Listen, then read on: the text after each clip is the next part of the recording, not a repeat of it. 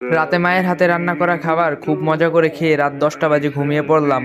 সকাল হয়ে গেল, ঘুম থেকে উঠলাম না। আরামে ঘুমাবো বলে মাও ডাকলো না। দুপুর হয়ে গেল, ঘুম থেকে উঠলাম না। এবার মা অনেক ডাকলো, উঠলাম না।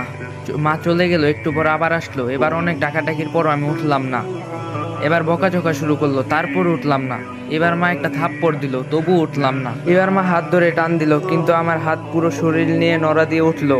শরীর আমার পাথর নয়, পুরো শক্ত হয়ে গেছে। মা কিছু না বলে চুপ করে রুম থেকে বাবাকে ডেকে নিয়ে আসলো, কিন্তু বাবা আমাকে অনেক ডাকার পরও আমি উঠলাম না। এবার বাবা চোখের পানি ফেলে দিয়ে বলল, উঠে আয়, তোকে আর কোনোদিনও কিছু বলবো না।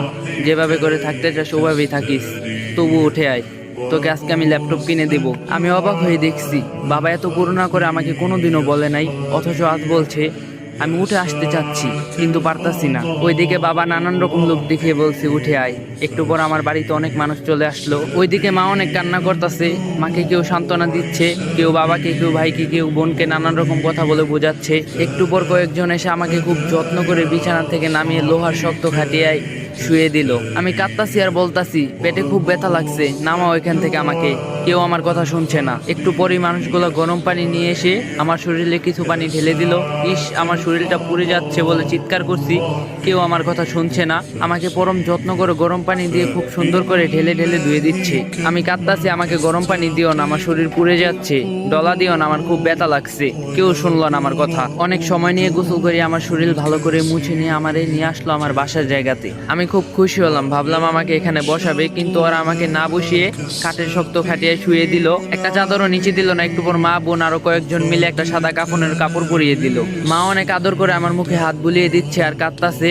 এত আদর আমাকে কোনোদিনও মা করেনি। আমি মাকে অনেক করে বললাম কান্না থামাতে, কিন্তু মা কান্না থামাচ্ছে না। আমি এত করে বলছি, মা কেঁদো না, মা কিছুতে আমার কথা শুনছে না। একটু পর কয়েকজন এসে আমার পা মাথাটা বেঁধে দিল। আমি এত করে বললাম আমার বাঁধনটা খুলে দাও, কেউ আমার কথা শুনলো না। মাকে সরিয়ে দিয়ে আমাকে নিয়ে যেতে লাগলো। মা কিছুতে আমাকে নিয়ে যেতে দিচ্ছে না। আমার ভাই বোন সব চুপ করে দাঁড়িয়ে কাঁদছে, আর কিছু বলছে না। কত করে বলছি ডিস্টার্ব করিস না, আমাকে একজনও শুনলো না। কেঁদে চলছে। একটু বেশি ঘুমালে বাবা বকা দিত, কিন্তু এখন চুপ করে দাঁড়িয়ে চোখের পানি মুছতাছে। আর একটা বকাও দিল না আমাকে। মাকে জোর করে সরিয়ে দিল কয়েকজন, আমাকে নিয়ে অনেক মানুষের সামনে শুয়ে দিল একটা ছায়া। তারপর জানাজা পড়ালো। আমার জানাজা শেষ নিয়ে গেল আমাকে একটু দূরে একটা মাটির গর্তে রেখে আসলো। বাবা আর ভাই দুজনে মিলে মাটির গর্তে নেমে আমাকে কোলে করে তুলে নিয়ে মাটির গর্তে শুয়ে দিল। একটা বালিশ চাদর কিছুই দিল না, একটা লাইটও দিল না। আমার পা আর মাথার কাছের বাঁধনগুলো খুলে দিল। আমার উপর খুব তাড়াহুড়ো করে কিছু কাঁচা বাঁশ দিয়ে ঢেকে দিল। তার উপর কি কি দিল আমি কিছুই দেখতে পারছি না। যতই সময় যাচ্ছে মাটির গর্তে অন্ধকার নেমে যাচ্ছে। আমি চিৎকার করছি আর বলছি, আমাকে এখান থেকে বের করো, আমার খুব ভয় করছে, কিছুই দেখতে পারছি না। একটু পরে আমার উপর মাটি